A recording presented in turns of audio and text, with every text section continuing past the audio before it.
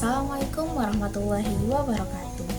Hai teman-teman, perkenalkan nama saya Nabila Khairani Septilia dengan NIM 2311212027 dari jurusan Ilmu Kesehatan Masyarakat, Fakultas Kesehatan Masyarakat, Universitas Andalas. Nah, teman-teman tahu nggak sih kalau penyakit yang diderita itu dapat disebabkan oleh hewan-hewan atau vektor-vektor yang berada di sekitar kita atau yang hidup berdampingan dengan kita. Nah, oleh karena itu kita harus tetap waspada dan menjaga lingkungan sekitar kita gitu agar tetap bersih dan sanitasinya baik. Nah, vektor-vektor atau hewan-hewan yang hidup di sekitar kita itu yang dapat menjadi perantara penyakit ini diantaranya itu ada lalat, nyamuk, tikus, dan sebagainya. Nah, penyakit-penyakit yang disebabkan oleh lalat ini yang mungkin yang umum kita dengar itu ada diare, disentri, kolera, dan sebagainya gitu. Nah, ternyata ada salah satu penyakit yang mungkin jarang kita dengar gitu. Nama penyakitnya itu leishmaniasis. Nah, apa sih leishmaniasis itu gitu? Nah, leishmaniasis merupakan penyakit infeksi yang disebabkan oleh parasit Leishmania yang ditularkan melalui lalat pasir atau agas betina. Lalat pasir ini merupakan lalat yang hidupnya tuh di sekitar perairan, contohnya itu di tepi laut, di tepi sungai gitu. Nah, yang menjadi faktor penyakit leishmaniasis ini merupakan hanya lalat pasir yang betina, karena mereka lah yang menggigit atau menghisap darah manusia untuk mengembangkan telurnya gitu. Sedangkan yang jantan dia tidak menghisap darah. Nah, infeksi ini juga perlu diwaspadai teman-teman, karena infeksi ini dapat menyebabkan kerusakan kulit bagian luar, kerusakan kulit yang lebih dalam, hingga dapat menyebabkan kerusakan organ-organ tubuh kita seperti terjadinya pembengkakan limfa dan hati. Nah, secara umum berdasarkan parasit dan penyebarannya itu leishmaniasis ini terbagi menjadi 3 jenis. Yang pertama itu ada visceral leishmaniasis, yang kedua ada cutaneous leishmaniasis, dan yang ketiga ada mucocutaneous leishmaniasis. Nah, ketiga jenis ini berbeda-beda. Yang pertama itu visceral leishmaniasis. Visceral leishmaniasis ini merupakan infeksi yang berbahaya, yang sangat fatal jika tidak segera diobati.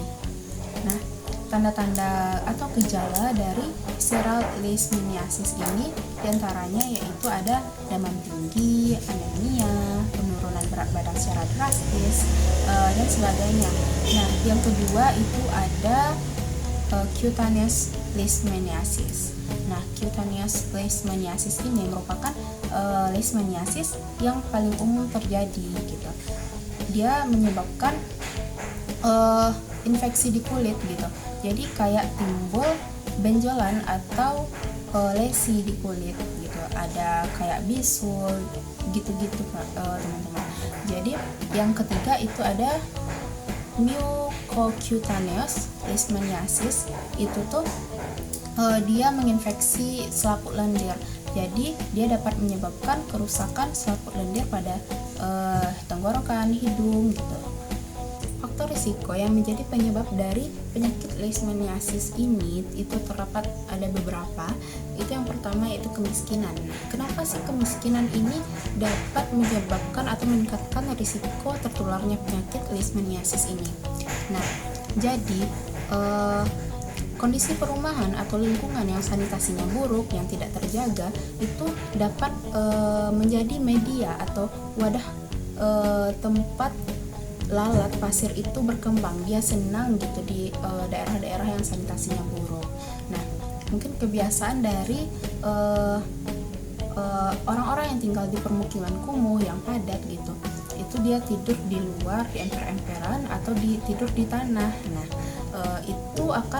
hal itu akan mempermudah akses lalat pasir ini untuk menginfeksi manusia dengan menggigit darahnya, sehingga manusia ini nanti akan terinfeksi oleh parasit Leishmania ini.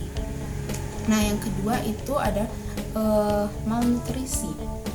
Nah, kenapa sih malnutrisi ini dapat menyebabkan atau meningkatkan risiko tertularnya penyakit leishmaniasis? Nah, tentunya hal ini dapat berpengaruh ya. Malnutrisi yaitu dengan kekurangan energi, kekurangan protein, kekurangan zat besi, kekurangan vitamin dan mineral, itu tentunya akan meningkatkan infeksi ini menjadi penyakit yang lebih serius. Yang ketiga itu ada dari perpindahan penduduk. Nah, mobilitas atau perpindahan penduduk ini dapat meningkatkan risiko tertularnya atau risiko terinfeksinya leishmaniasis ini terhadap manusia, karena perpindahan penduduk ke daerah yang sanitasinya buruk, yang ke daerah yang tingkat penularan leishmaniasisnya ini tinggi, dapat meningkatkan risiko penularan tersebut. Nah, yang terakhir perubahan lingkungan dan iklim. Perubahan iklim yang mempengaruhi penyebaran infeksi leishmaniasis ini melalui perubahan suhu dan cuaca, sehingga hal itu mempengaruhi populasi penyebaran dari lalat pasir itu sendiri. Untuk mencegah dari kita tertularnya oleh penyakit leishmania ini, kita dapat melakukan beberapa upaya pencegahan yang disingkat dengan upaya P3WN. Nah, yang pertama yaitu dengan cara pengobatan yang cepat dan efektif serta diagnosis dini. Nah, hal-hal tersebut tentunya dapat menurunkan prevalensi infeksi penyakit leishmaniasis ini, sehingga dapat mengurangi kecacatan dan kematian.